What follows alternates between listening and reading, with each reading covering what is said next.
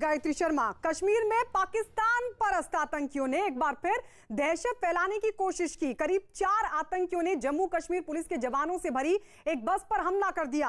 अंधाधुंध फायरिंग करने के बाद अंधेरे का फायदा उठाकर दहशतगर्द मौके से फरार हो गए।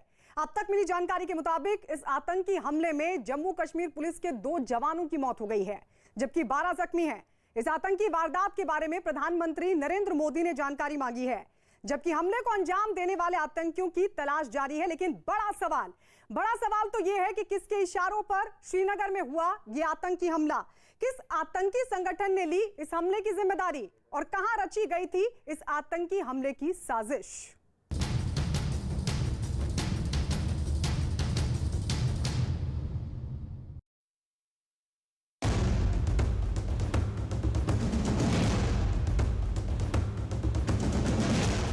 ऑपरेशन ऑल आउट से बौखलाए दहशतगर्द।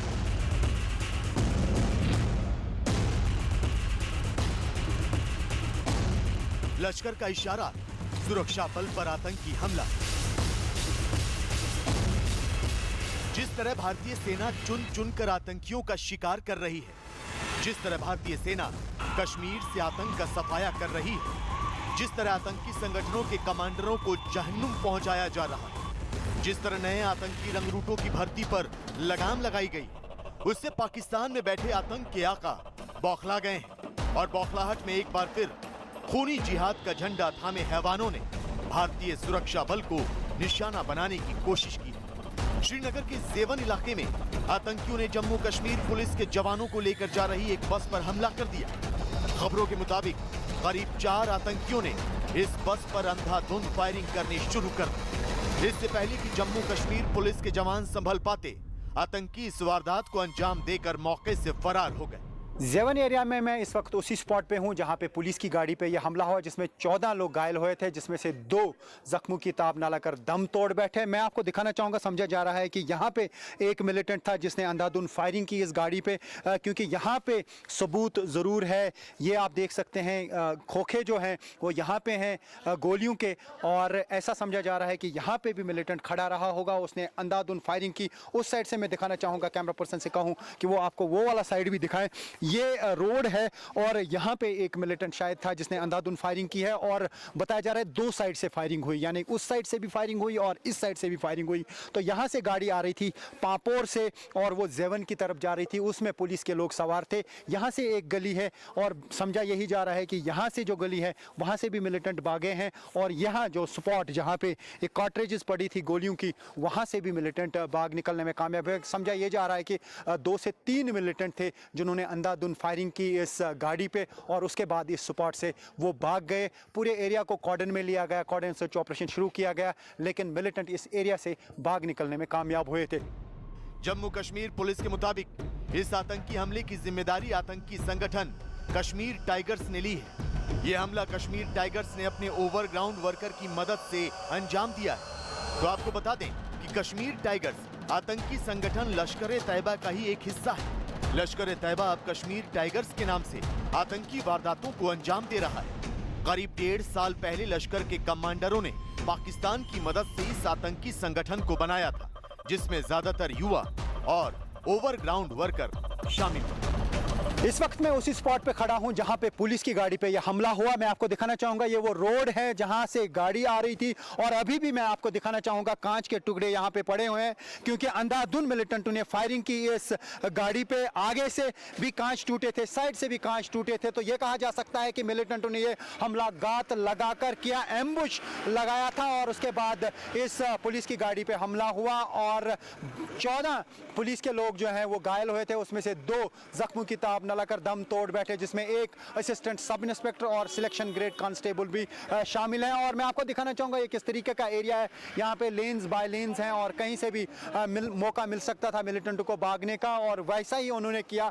हो सकता है मिलिटेंट ने पहले ही मंसूबा बनाया होता कि किस तरीके के एरिया में वो अटैक कर सकते हैं, लेकिन ये जो पूरा एरिया है वो जेवन का एरिया है, और वहाँ पे पुलिस कॉम्प्लेक्स है और इर्द गिर्द आर्मी भी है, सीआरपीएफ है, पुलिस है। और जिस तरीके से मैंने कहा कि ये लेन्स बाय लेन्स हैं और यहाँ से कहीं से भी भागने का मौका मिल सकता था, और ऐसा ही समझा जा रहा है कि जब मिलिटेंटों ने यहाँ पे अटैक किया, उसके बाद वो इस स्पॉट से भाग निकलने में कामयाब हो गए।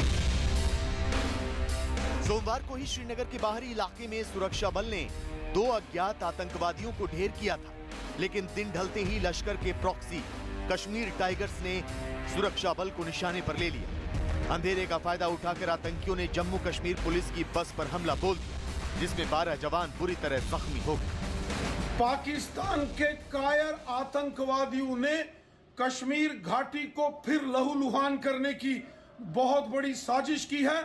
इन कायर दरिंदे आतंकवादियों ने जम्मू कश्मीर पुलिस के हमारे वीर जवानों की एक गाड़ी को टारगेट किया। पाकिस्तान के आतंकवादियों ने हमेशा कश्मीर के अंदर बेगुनाह लोगों की हत्याएं की हैं। पाकिस्तान मानवता का कातिल है।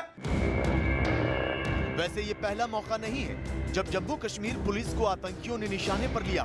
इससे पहले जम्मू कश्मीर पुलिस के निहत्थे जवानों के टारगेट किलिंग के वाकये सामने आते रहे हैं। लश्कर या कहें हाफिज सईद के इशारे पर आतंकी सुरक्षा बल पर हमले करते रहे हैं। तो आपको ये भी बता दें कि इसी साल सितंबर के महीने में पाकिस्तान समर्थित आतंकी संगठनों ने एक बैठक बुलाई थी। पीओके में हुई इस बैठक में कश्मीर में नए सिरे से आतंकी हमलों को अंजाम देने का फैसला हुआ था। आत्मघाती हमलों के साथ टारगेट किलिंग करने का प्लान तैयार किया गया था। जाहिर है लश्कर के इशारे पर कश्मीर टाइगर्स ने पुलवामा जैसा हमला करने का प्लान तैयार किया था। हालांकि आतंकी अपने मंसूबे में नाकाम हो गए, लेकिन इस आतंकी वारदात से ये भी साफ हो गया कि ना तो पाकिस्तान की सरकार सुधरने वाली है, न ही वहां की सेना, ISI और आतंकी संगठन। पाकिस्तान अपनी बर्बादी तक आतंक का साथ देता रहेगा। भारत की ओर से सर्जिकल स्ट्राइक जैसे पलटवार का जोखिम मोल लेता रहेगा।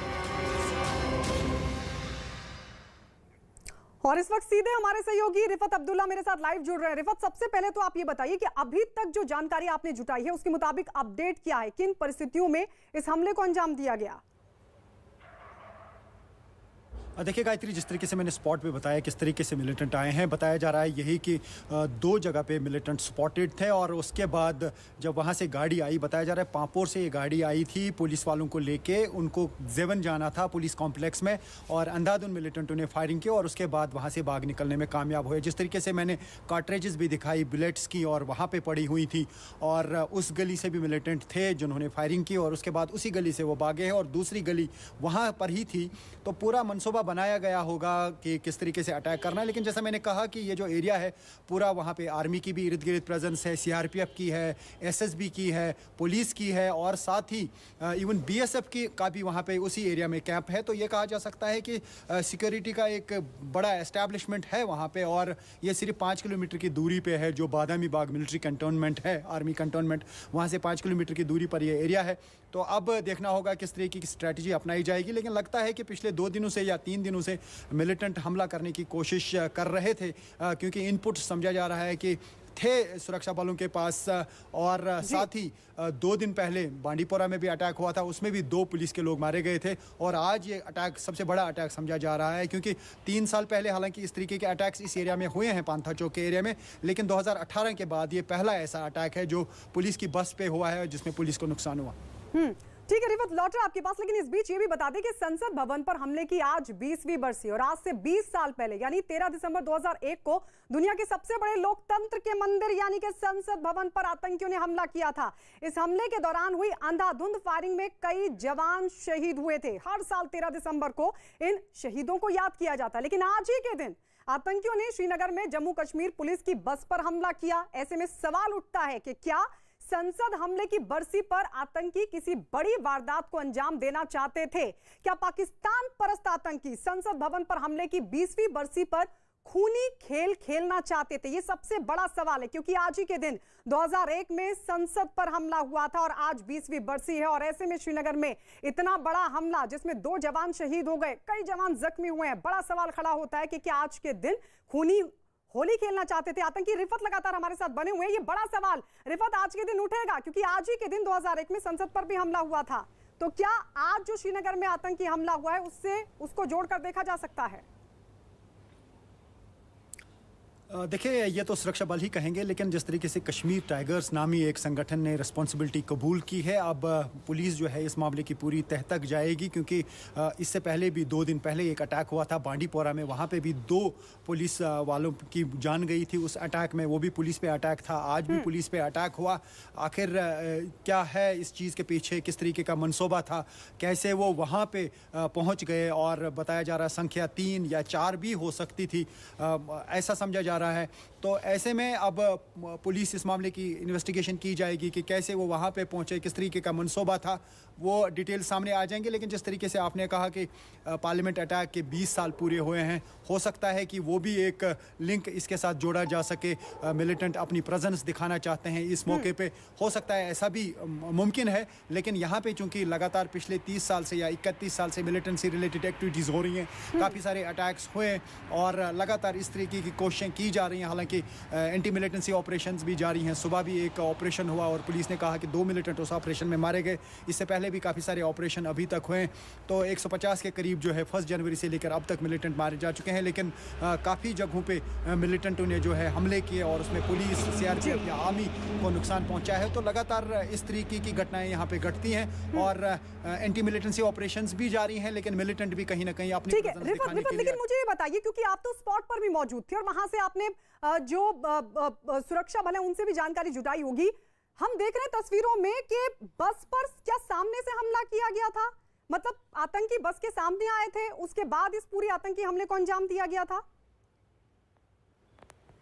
बिल्कुल, जो मैंने स्पॉट दिखाया वहाँ से ऐसा ही दिखा। जो हम समझ पाए, वहाँ पे 2 साइड से फायरिंग हुई, साइड से और आगे से। यानी मिलिटेंट जो है उन्होंने मंसूबा बनाया था कि एक साइड से गाड़ी आएगी, एक मिलिटेंट जो था या 2 मिलिटेंट जो थे वो उस गली में थे, उन्होंने आगे से फायरिंग की, और 1 या 2 मिलिटेंट साइड से थे, उन्होंने दूसरे साइड से फायरिंग की। और हमने देखा कि जब वहाँ पे वो गाड़ी पहुँची है तो उन्होंने अंधाधुंध फायरिंग की। और जिस तरीके से गाड़ी की हालत है उससे लगता है कि कम से कम 3 मिलिटेंट तो थे या 4 मिलिटेंट थे, क्योंकि हर तरफ से गोलियां फेंकी गई उस गाड़ी पे और कोई भी रिटायलेट नहीं कर पाया। ये देखना होगा कि क्या बुलेट प्रूफ शीशे अभी गाड़ी में क्यों नहीं थे, बाकी चीज़ें कहीं जाएंगी। हालांकि काफ़ी सारी बुलेट प्रूफ गाड़ियाँ पुलिस को दी गई हैं, सीआरपीएफ को दी गई हैं। इससे पहले आपको मालूम है कि जो पुलवामा अटैक हुआ था उसके बाद काफ़ी सिक्योरिटी के मेजर्स लिए गए, बुलेट प्रूफ गाड़ियाँ फराहम की गई, आरओपी जो है वो बढ़ा दी गई। तो यहाँ पे क्या आरओपी नहीं थी, रोड ओपनिंग पार्टी जो होती है सीआरपीएफ और पुलिस की, क्योंकि वो आईडीज चेक करते हैं और हर तरफ से उनकी प्रेजेंस होती है, जैसा कि ये सिक्योरिटी एस्टेब्लिशमेंट के इर्द गिर्द का एरिया है। तो शायद जांच की जाएगी। प्लानिंग के साथ आप बता रहे हैं कि पहले इनपुट भी था और ये हाई सिक्योरिटी पूरा एरिया रहता है। आपने ये भी बताया कि बीएसएफ कैंप भी वहां पर है, पुलिस कैंप भी वहां पर है। ऐसे में इतना बड़ा आतंकी हमला, रिफत ये भी बताइए, जिस तरह से आप बता रहे कि 3 से 4 आतंकी वहां पर रहे होंगे, बस में कितने पुलिसकर्मी सवार थे उस दौरान, और अब पुलिस की तरफ से क्या कहा जा रहा है? ये कितना गंभीर विषय, क्योंकि ये छोटा आतंकी हमला नहीं, ये बहुत बड़ा आतंकी हमला है। 2 जवान शहीद हो गए। बिल्कुल गायत्री, बड़ा हमला है। जिस तरीके से एक ऐसे रोड पे हमला किया गया जहां पे बिल्कुल दिन भर और इवन रात को भी सिक्योरिटी फोर्सेस की मूवमेंट होती है, आर्मी की गाड़ियां चलती हैं, क्योंकि वहां पे काफ़ी सारे कैंप्स हैं। वहां सीआरपीएफ का एक बड़ा यूनिट है, आर्मी का यूनिट है, पुलिस के काफ़ी सारे यूनिट्स हैं, काफ़ी सारे बटालियंस हैं। ये जो जेवन का कॉम्प्लेक्स है वहाँ पर मैं ये कह सकता हूँ कि 24/7 जो है वहाँ पर सिक्योरिटी फोर्सेस की मूवमेंट होती है। और कुछ ही किलोमीटर की दूरी पर कंटोनमेंट है, जो 15 कोर का हेडक्वार्टर है, वो भी कुछ ही किलोमीटर की दूरी पे है। और इर्द गिर्द यहाँ ये जो पांथा चौक का एरिया है, इससे पहले भी हमले हुए हैं, उसके बाद वहाँ बहुत ज़्यादा सिक्योरिटी बढ़ा दी गई। और ऐसे स्पॉट पे इस तरीके का हमला होना, उसके बाद मिलिटेंट भाग निकलने में कामयाब होना, ये कहीं ना कहीं सुरक्षा बलों के लिए सिक्योरिटी का एक सवालिया निशान भी है और चुनौती भी है। बिल्कुल एक बड़ी चुनौती है। शुक्रिया रिफत हमारे साथ जुड़ने के लिए। और इस सब के बीच इस पूरे आतंकी हमले को बीजेपी के नेता कविंद्र गुप्ता किस तरीके से देख रहे हैं, आइए सुनवाते हैं आपको। निश्चय ही बड़ी दुखद घटना है। बड़ा दुखद समाचार आता है जब इस प्रकार से आज भी इस प्रकार का कोई अटैक होता है। बहुत विपरीत परिस्थितियों में हमारे जवान काम कर रहे हैं, अपनी शहादत से वो घबराते नहीं हैं। लेकिन उन लोगों को याद रखना चाहिए और पाकिस्तान को याद रखना चाहिए कि इस प्रकार के अटैक से कोई ये मूव रुकेगा, ऐसा नहीं होगा। हम पाकिस्तान के घर में घुस करके उसको मारेंगे। तो ये बहुत बड़ा आतंकी हमला, और ये देखिए तस्वीर हम आपको दिखा रहे हैं, मतलब सामने से आतंकियों ने वार किया। बताया जा रहा है कि दो साइड से यानी दो तरफ से आतंकियों ने पूरी तरीके से घेरकर इस हमले को अंजाम दिया। अंधेरे का फायदा उठाकर आतंकी यहां से भागने में कामयाब हो गए, लेकिन लगातार operation all out Jammu Kashmir में चल रहा है, आतंकियों का सफाया हो रहा है, लिहाजा आतंकियों में बौखलाहट है। लेकिन यह भी सुरक्षा बलों की तरफ से साफ कर दिया गया है कि चुन चुनकर इन आतंकियों का सफाया किया जाएगा जिन्होंने आज इस आतंकी हमले को अंजाम दिया। 3 तस्वीर हम आपको लगातार दिखा रहे हैं। ये देखिए पुलिस की बस पर हमला हुआ, और ऐसे में अभी तक की जो जानकारी मिली है उसके मुताबिक 3 से 4 आतंकी हो सकते हैं, और इस पूरे हमले की जिम्मेदारी लश्कर का जो प्रॉक्सी ग्रुप है कश्मीर टाइगर्स उसकी तरफ से ली गई है। इस पूरे मामले में अब जांच होगी और पुलिस का दावा यह कि हर आतंकी को चुनकर मारा जाएगा।